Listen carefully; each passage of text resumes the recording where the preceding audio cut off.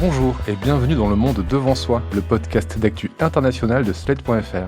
Je suis Christophe Caron et je suis en compagnie de Jean-Marie Colombani, directeur de la publication de Slate. Salut Jean-Marie. Salut Christophe. Et d'Alain Frachon, éditorialiste au Monde et spécialiste des questions internationales. Salut Alain. Bonjour Christophe.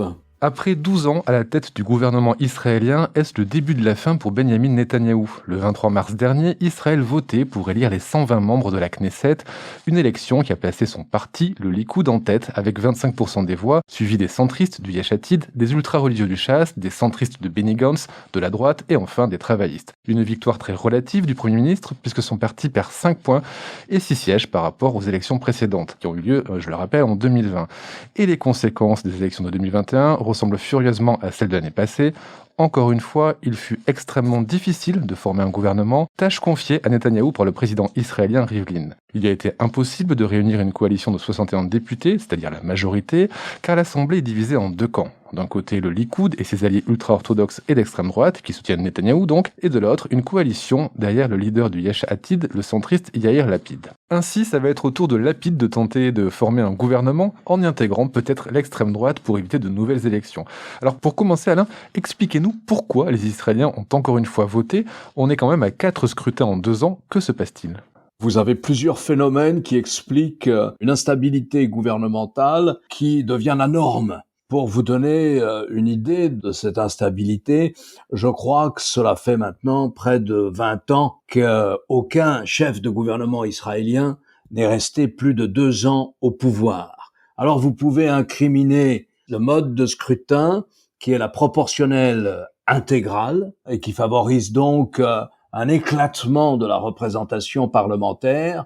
Vous pouvez incriminer aussi l'effondrement des deux grands partis qui ont dominé les 40 premières années de l'État d'Israël.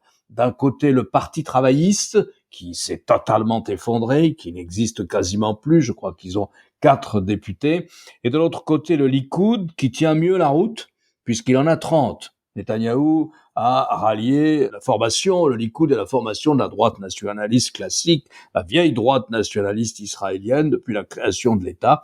Elle a 30 députés. Ce sont des partis, les travaillistes et le Likoud, qui avant ne descendaient pas en dessous de 40, et donc il y avait une sorte de facilité à former les gouvernements. Et puis, petit à petit, au fil des ans, Israël a changé. Les Russes sont arrivés à 1 200 000. Ils ont formé leur parti, dirigé par Avigdor Lieberman. Les Arabes ont leur parti, les Arabes israéliens. Enfin, la communauté religieuse ultra-orthodoxe est devenue de plus en plus nombreuse et pèse de plus en plus lourd dans la société israélienne et sur la vie publique israélienne. Elle est divisée, elle aussi, en plusieurs parties sur un spectre qui va des ultras aux ultra. Et donc voilà, vous avez comme cela un morcellement de la représentation politique qui est à la fois le produit de la proportionnelle intégrale et qui est le produit aussi de la composition de la société israélienne, de la composition multiple et diversifiée, de plus en plus diversifiée de la société israélienne. Alors pourquoi des élections maintenant ? Eh bien, c'est devenu la norme. Il y a moins de 2 ans, Netanyahou arrive en tête. Il forme un gouvernement avec celui qui était son adversaire, du centre droit, Benny Gantz, ancien chef d'état-major de l'armée, et ils se partagent le pouvoir. C'est-à-dire que Netanyahou reste au pouvoir pendant 2 ans pleins, et puis après, c'est Benny Gantz qui le remplace comme Premier ministre. Ça n'a pas marché, c'était écrit à l'avance, les deux hommes ne s'entendent aucunement, Netanyahou lui a menti, ils se sont divisés sur la question des nominations dans le judiciaire, Benny Gantz ne voulant surtout pas qu'une nomination, puis telle ou telle nomination, puisse être interprétée comme pouvant favoriser Netanyahou dans le procès qui lui est fait et qui a d'ailleurs commencé pour fraude, abus de confiance et corruption. Et donc, vous voyez, c'est la mésentente de ces deux hommes. La mésentente de ces deux hommes fait qu'ils n'ont pas pu s'entendre sur le budget, le prochain budget, le budget de l'année 2021, qui aurait dû être bouclé avant la fin du mois de décembre. Et s'il n'y avait pas de budget, eh bien, la Knesset se dissolvait, le Parlement, qui comprend 120 sièges, se dissolvait et on va à de nouvelles élections. Et on ira d'ailleurs à de nouvelles élections si monsieur Lapid n'arrive pas à former une coalition rassemblant la majorité de la Knesset, c'est-à-dire 61 députés. Alain parlait de l'instabilité liée à ces différentes élections et liée à la proportionnelle intégrale. C'est un petit peu comme si un mode de scrutin concernait au fond les dimensions d'un conseil général, à l'image de la France, mais le chef du gouvernement, lui, est désigné d'une façon beaucoup plus majoritaire. Et donc ça explique qu'au fond, Netanyahou, à l'inverse de l'instabilité qu'a décrite Alain, est l'homme de la stabilité puisqu'il est là depuis 12 ans. Et donc l'événement, c'est évidemment que ces 12 ans peuvent sonner le glas maintenant de son règne qui aura été quand même étonnamment long dans l'histoire politique israélienne. Alors aujourd'hui, c'est le chef de l'opposition donc qui est en charge de former un gouvernement. Il lui manque quelques sièges pour arriver à former cette majorité. Et l'homme clé dans ce consensus éventuel qui pourrait se former autour de Yair Lapid, donc le chef de l'opposition, s'appelle Naftali Bennett. Naftali Bennett, c'est un homme d'extrême droite qui a 7 députés avec lui et qui vient donc de l'extrême droite, qui a été ministre de la Défense à un moment de Netanyahou, avec les deux credos de cet homme sont la colonisation, qu'il voulait évidemment poursuivre, et en même temps, en termes économiques, l'ultralibéralisme. Et donc, c'est lui qui peut, par l'apport de ses voix, faire que Yair Lapid soit majoritaire et qu'il y ait cette coalition tout à fait hétérodoxe qui mêlerait le centre, la gauche et l'extrême droite. Alors, il ne sera peut-être pas suivi par tous ces députés, parce qu'il y a au moins l'un d'entre eux qui est totalement réfractaire à siéger aux côtés de la liste arabe unie, et donc qui pourrait rejoindre du coup Netanyahou. Mais ça n'empêche pas que la majorité des députés de Naftali Bennett pourrait le suivre, et à ce moment-là, on aura une majorité avec cette coalition tout à fait hétéroclite et nouvelle. Et là, pour le coup, ça donnerait le coup d'arrêt à une carrière politique de Netanyahou extrêmement longue, sur laquelle d'ailleurs il faut s'interroger. Pourquoi tant de longévité, pourquoi une telle confiance sur le long terme de la société israélienne vis-à-vis de Benjamin Netanyahou? Juste une question avant, pourquoi il ne rejoindrait pas Netanyahou, justement, Bennett? Il y a un problème de confiance. Tout à l'heure, Alain évoquait les rapports avec le leader centriste Benny Gantz et où la parole de Netanyahou n'a pas été tenue. C'est la même chose avec d'autres leaders. Et donc, il ne fait absolument pas confiance à Netanyahou pour s'inscrire dans un système où il y aurait cette espèce de présidence tournante. Et là, s'il y a un accord avec l'opposition Yair Lapid, il y aura... Bennett serait le premier ministre de ce système, laisserait au bout de 2 ans à nouveau le poste de Premier ministre à Yair Lapid et ainsi de suite. Ce schéma-là n'a pas fonctionné avec Netanyahou parce qu'il a menti, tout simplement, et qu'il a pris des engagements qu'il n'était absolument pas désireux de tenir. Alors, vous avez évoqué la longévité exceptionnelle de Netanyahou à la tête du gouvernement israélien. On voit quand même, malgré la baisse de score de 5 points, il reste largement devant les autres partis. Il y a environ 10 points de différence. Qu'est-ce qui explique, Alain, cette longévité de Netanyahou et ses succès relatifs, mais succès quand même, du Likoud aux élections législatives? Ça fait 12 ans, sans interruption, qu'il est au pouvoir. Mais il faut ajouter à ces 12 ans sa première élection au poste de Premier ministre en 1996. Et là, son mandat a duré 2 ans encore avant qu'il ne soit battu par les travaillistes. Mais comment expliquer cette longévité qui fait que je crois qu'il a été au pouvoir, il a été le chef du gouvernement plus longtemps encore que le père de l'État d'Israël, David Ben-Gourion? Eh bien, pour ce qui concerne les 10 dernières années, je vois plusieurs facteurs. Si on se met dans la tête d'un Israélien, qu'est-ce qui se passe? Il se passe que la situation économique est plutôt bonne, même si c'est un développement très inégalitaire. Jean-Marie parlait tout à l'heure d'une politique macroéconomique ultra-libérale et de retrait de l'État, un très fort retrait de l'État, notamment sur toutes les questions sociales, un peu le contraire des 40 premières années de l'État d'Israël, donc avec beaucoup de manifestations sur le thème de la revendication économique et sociale en permanence. Mais cela dit, une économie assez brillante, fondée notamment sur les nouvelles technologies et sur l'agriculture. Et c'est une économie qui marche, le chômage est assez faible, pour ne pas dire inexistant. Les investissements sont multiples, venant de tout le monde dans les nouvelles technologies israéliennes. Donc, un électeur israélien de base, qui se préoccupe essentiellement de ses fins de mois et de la vie économique de sa famille, il voit cela. Il voit une relativement bonne situation économique. Ensuite, il voit autre chose. Il voit la normalisation progressive d'Israël dans le monde arabe. Il n'y a plus de grande armée arabe qui menace Israël. Il y a des relations diplomatiques qui se sont nouées avec l'Égypte, avec la Jordanie, et puis avec l'État des Émirats arabes unis, et avec le Bahreïn encore, et donc une normalisation progressive de la présence de l'État d'Israël dans la région, une déconnexion, si vous voulez, de la question palestino-israélienne dans la politique étrangère israélienne.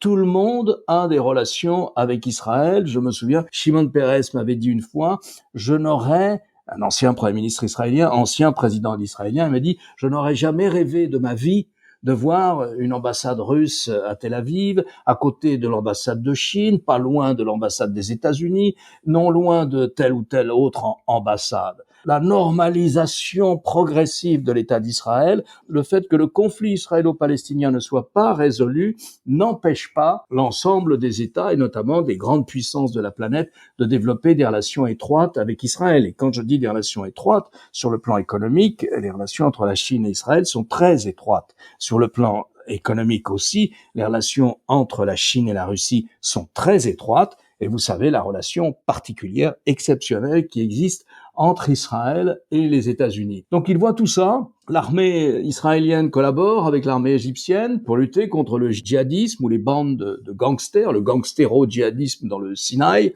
La coopération militaire, on n'en parle pas, mais elle est assez forte aussi avec l'Arabie saoudite. Il s'est forgé au fil des ans une alliance entre les Israéliens et le monde arabe sunnite face à l'impérialisme iranien dans la région. Donc il voit tout ça. Eh bien, l'électeur israélien de base, il impute au Premier ministre cette sorte de progrès économique d'une part, et ensuite de petit à petit de normalisation de la situation d'Israël dans le monde arabe, la fin de l'hostilité, la fin de l'état de guerre entre Israël et le monde arabe. Alors il sait bien que le conflit israélo-palestinien n'est pas résolu, mais il a pris une autre tournure, il s'est déconnecté de la relation israélo-arabe proprement dit, il a pris une autre tournure dont on pourra parler, mais ça ne le touche pas dans sa vie quotidienne. Ça ne le touche pas dans sa vie quotidienne, et au grand désespoir de la gauche israélienne, et même du centre en Israël, eh bien, l'électeur israélien de base ne se préoccupe pas de savoir qu'est-ce qui va se passer dans les 10 ans qui viennent. Qu'est-ce qui va se passer lorsque il faudra bien décider, si on annexe complètement la Cisjordanie, de donner le droit de vote aux Palestiniens qui ne l'ont pas en Cisjordanie, et donc d'aller peut-être vers un État binational, ce qui serait le contraire de l'idéal sioniste. Pour nuancer un petit peu ce que disait Alain tout à l'heure sur la situation économique, la plupart des analystes de la situation économique en Israël s'accordent pour dire que la sphère privée, qui est très dynamique en Israël, a pris son autonomie, et que donc les résultats de l'économie, on peut avoir avec une politique nationale qui s'est beaucoup retirée du paysage, comme l'a dit Alain tout à l'heure. Et donc, il y a en effet, les gens ne font pas le lien entre le dynamisme des entreprises et la politique qu'a pu conduire Netanyahou. Par ailleurs, c'est vrai qu'il y avait plein emploi avant la crise du Covid, et c'est vrai que pendant la crise du Covid et les mesures évidemment très drastiques de confinement qui ont été prises, le chômage est monté jusqu'à 28%, ce qui est évidemment énorme. Et aujourd'hui, il est à peu près de 9%. Mais en même temps, les Israéliens, quel que soit leur bord, créditent Netanyahou d'une bonne gestion de la crise du Covid-19, puisque d'ailleurs Israël est partout cité en exemple comme une réussite de la politique de confinement d'une part, de vaccination d'autre part. Et sur le plan de la diplomatie, en effet, l'accord avec le Maroc, le Soudan, les Émirats et Bahreïn, c'est évidemment une avancée considérable. Et là-dessus, évidemment, Netanyahou a tiré le maximum de profit qu'il pouvait tirer de Donald Trump et de la politique que voulait conduire Donald Trump, fidèle en cela à toute une partie du parti républicain dont Netanyahou est évidemment très proche. Il s'est appuyé beaucoup là-dessus. Et là, il va falloir voir ce que donne l'arrivée de Joe Biden, parce que Joe Biden n'a pas le même regard que pouvait avoir Trump sur Netanyahou. Alors, Joe Biden aura probablement d'autres interlocuteurs de Netanyahou, donc les choses vont aussi probablement changer. Et en termes négatifs, parce qu'il y a quand même eu tout le long de cette période beaucoup de mobilisations, beaucoup de manifestations qui ont toutes été infructueuses, mais une partie de l'opinion s'était beaucoup mobilisée, notamment dans la rue contre Netanyahou, ça a trait à la vie institutionnelle et aux institutions, à l'attitude de Netanyahou vis-à-vis de la justice notamment, où il est accusé d'avoir laissé dériver ou fait dériver au fond les institutions israéliennes, non pas vers un système autoritaire ou quoi que ce soit, mais vers moins de démocratie, alors que Israël était un modèle de démocratie pendant longtemps. Donc ça vient aussi corriger l'attitude qu'une majorité d'Israéliens a pu avoir vis-à-vis de lui et qui peut-être explique qu'aujourd'hui, il n'arrive pas à retrouver une majorité. Vous avez évoqué plusieurs fois les affaires et le procès Netanyahou qui est en cours. Il est poursuivi pour corruption, pour fraude et pour abus de confiance. Certains observateurs lui attribuaient une intention qui était celle de se présenter à l'élection présidentielle pour bénéficier d'une immunité pendant 7 ans, ce qui correspond à la durée du mandat de président. Le président est élu par les membres de la Knesset. Cela semble impossible comme projet de sortie, Alain. Je ne sais pas si Netanyahou ne peut pas tenter ce coup-là. Si vous voulez, au sens propre du terme, au sens français du terme, il ne bénéficie plus de son immunité en tant que Premier ministre. S'il n'est plus Premier ministre, il ne bénéficie plus de cette immunité. Cette question, d'ailleurs, de savoir si le Premier ministre en fonction a ou non une immunité judiciaire, d'ailleurs, n'est pas tranchée. Et il est possible que la Cour suprême dise non, il n'a pas d'immunité en tant que Premier ministre. La question qui se pose, c'est est-ce que le procès peut avoir lieu pendant qu'il est Premier ministre, ou est-ce que le procès ne peut que commencer que lorsqu'il n'est plus Premier ministre? Cette question-là non plus, elle n'est pas vraiment tranchée. Le procès a commencé. Les chefs d'inculpation sont connus. Netanyahou nie catégoriquement. Le chef du parquet assure qu'il a suffisamment accumulé de preuves pour condamner Netanyahou pour corruption, fraude et abus de confiance. S'il est condamné, je crois qu'il ne sera plus parlementaire, mais qu'en tant que parlementaire, il ne pourra pas se présenter au poste de président de l'État. Et même, je ne pense pas qu'il soit éligible, même s'il n'est plus à la Knesset, au poste de président de l'État, qui est très largement honorifique, mais quand même avec un certain poids moral, c'est le cas du président actuel, Reuven Rivlin, avec un poids moral assez important. Écoutez, il essayera tout. Il avait même proposé à Naftali Bennett, donc le patron de Yamina, qui a 7 députés de l'ultra-droite, il lui avait même proposé un système de rotation, le même qu'il avait proposé à Benny Gantz. Et comme le disait Jean-Marie, qu'est-ce qu'il a fait Bennett? Il lui a dit, mais je ne crois pas un instant ta parole et je n'entrerai pas dans un gouvernement de coalition fondé sur cette mécanique de rotation à la tête du gouvernement, à la tête de l'exécutif.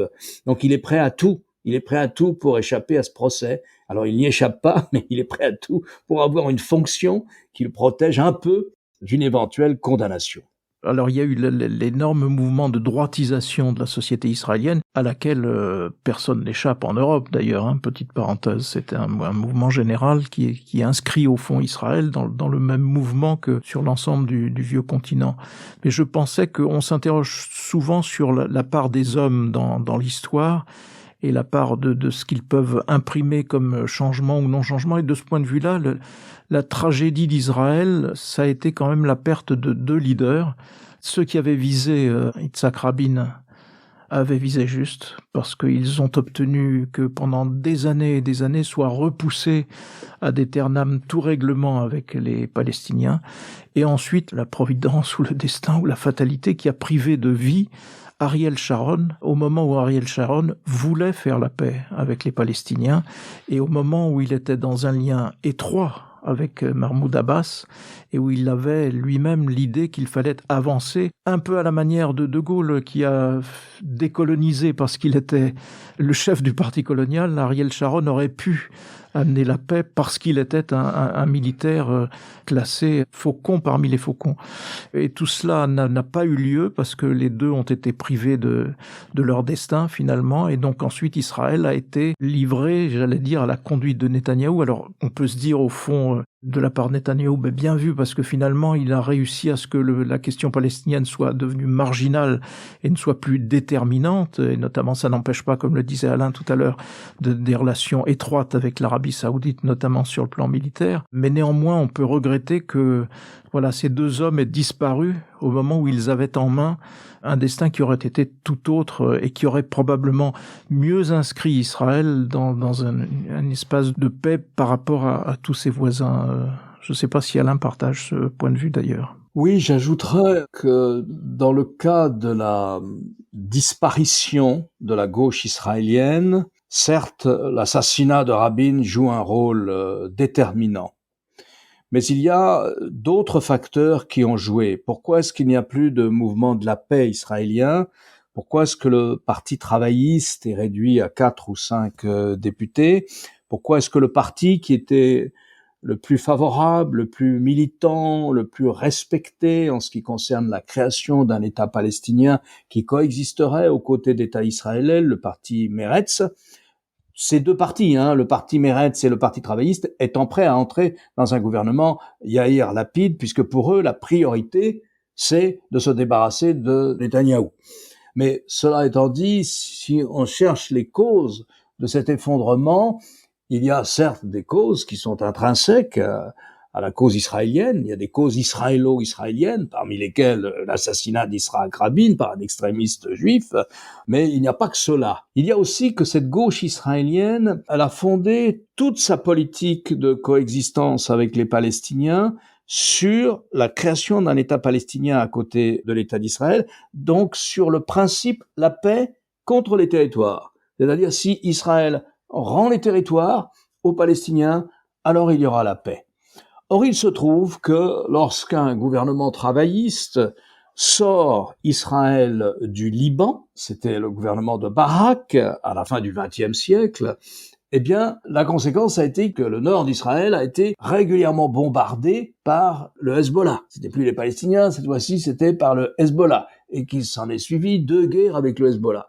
Lorsqu'Israël s'est totalement retiré de la bande de Gaza, totalement, y compris les quelques milliers de colons israéliens, d'implantations israéliennes qui étaient là, eh bien, dès le lendemain, a commencé des tirs réguliers sur les villes du sud d'Israël, de la part des Palestiniens. Et donc, cette idée qu'on aurait la paix en échangeant des territoires, cette idée à laquelle la droite israélienne s'est toujours historiquement opposée, eh bien, cette idée-là, elle en a pris un sacré coup et elle a, dans toute une partie de l'opinion israélienne, elle a dépouillé la gauche de son argument, la paix contre les territoires. Je voudrais juste faire une incise, Alain, que vous nous expliquiez pourquoi, et qu'on comprenne, pourquoi après les retraits israéliens du Liban et de la bande de Gaza, on a la réaction, de telles réactions libanaises et palestiniennes qui peuvent sembler pour les auditeurs assez illogiques. Dans la représentation du monde qui est celle du Hezbollah, la violence paye. Il faut lutter contre l'État d'Israël. Ils y croient, c'est pas simplement de la rhétorique. Il faut croiser le fer avec l'État d'Israël.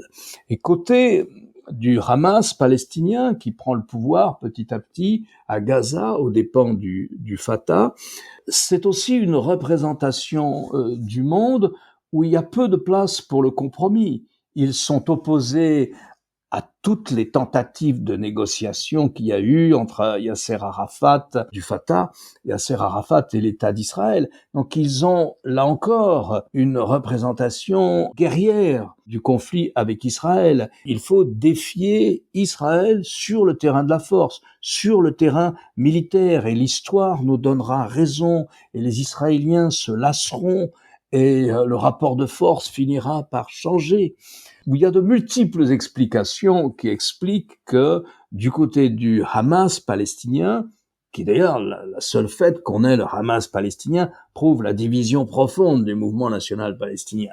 Et du côté du Hezbollah, c'est encore un peu plus compliqué, parce que le Hezbollah ne tire pas une roquette sans l'accord de Téhéran. Le Hezbollah fait partie du dispositif de sécurité de Téhéran.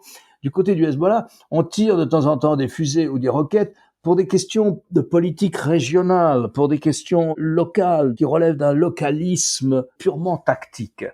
Mais dans l'opinion publique israélienne, il est très facile ensuite à dire à un homme de la droite israélienne qui refuse de céder la Cisjordanie, pour ne pas parler de la bande de Gaza, il est très facile de dire aux Israéliens, écoutez, si on se retire de la Cisjordanie, l'aéroport de Tel Aviv est à portée de roquettes et de petites roquettes même de n'importe quel groupe palestinien installé en Cisjordanie.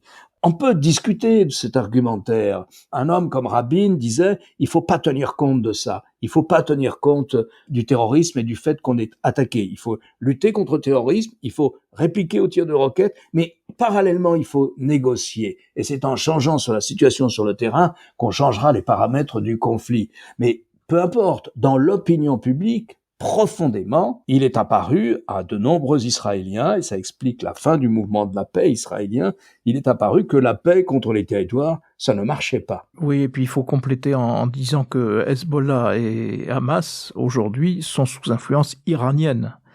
Et donc, au fond, dans la région, Israël n'a plus qu'un seul ennemi, c'est l'Iran.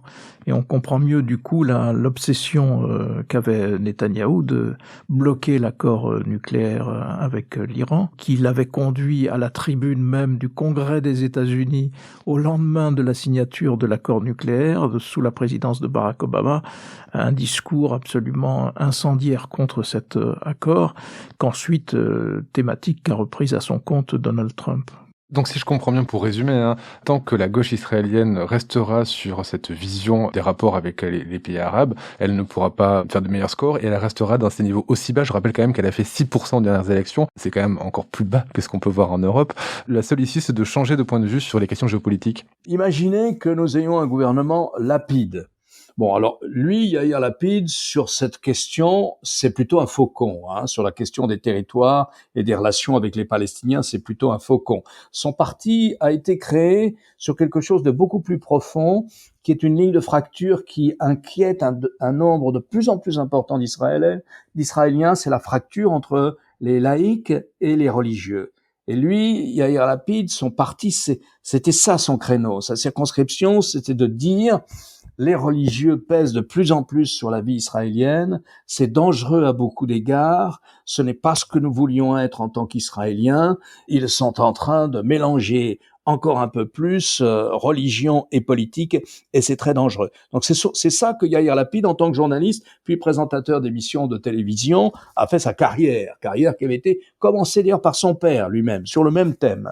Et donc, voilà. Mais s'il est Premier ministre, il aura dans son gouvernement les travaillistes, il aura le Meretz, il aura sans doute aussi Naftali Bennett. Donc, je ne sais pas quel type de coalition il pourra faire avec Naftali Bennett. Mais il y a une autre hypothèse. Il n'arrive pas à s'entendre avec Naftali Bennett. Et à ce moment-là, il a une autre possibilité, à laquelle d'ailleurs avait pensé Netanyahou, avant d'y renoncer. C'est de faire un accord avec les partis arabes, avec la coalition des partis arabes, qui ont 10 députés. Alors, la coalition telle qu'elle est aujourd'hui, la coalition de Lapid, elle a 51 députés. Donc, il suffirait qu'elle fasse un accord de coalition avec les partis arabes, qui peut être de plusieurs natures. Ça peut être un accord de simple soutien parlementaire, ou ça peut être un accord de participation au gouvernement aussi. À ce moment-là, eh bien, vous changez un peu les cartes. À ce moment-là, vous entrez dans une nouvelle configuration politique israélienne, et peut-être donc, elle est une porte ouverte à une vraie ou une autre négociation, un renouveau de la négociation avec les Palestiniens sur la base de la création d'un État palestinien aux côtés d'Israël. Si Naftali Bennett et Netanyahou s'étaient entendus pour former le gouvernement, ils auraient immédiatement annexé l'ensemble de la Cisjordanie. Cela dit, Naftali Bennett tient des propos optimistes sur sa possibilité d'accord avec le chef de l'opposition, avec Lapid. Donc ça va être intéressant parce qu'en effet, ce sera une coalition à la fois hétéroclite, mais c'est peut-être ça qui peut faire bouger en profondeur le paysage israélien. Merci Jean-Marie, merci Alain pour ce panorama très complet de la situation politique en Israël. Alain, je rappelle votre chronique hebdomadaire chaque jeudi dans Le Monde. Cette semaine, vous mettez face à face les modèles européens et indiens dans la gestion de la pandémie. Quant à vous, Jean-Marie, je rappelle votre émission hebdomadaire politique sur France 24.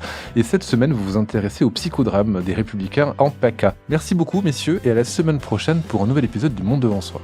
Merci Christophe. Au revoir Christophe. Retrouvez Le Monde devant soi chaque vendredi sur slate.fr ou votre plateforme de podcast préférée.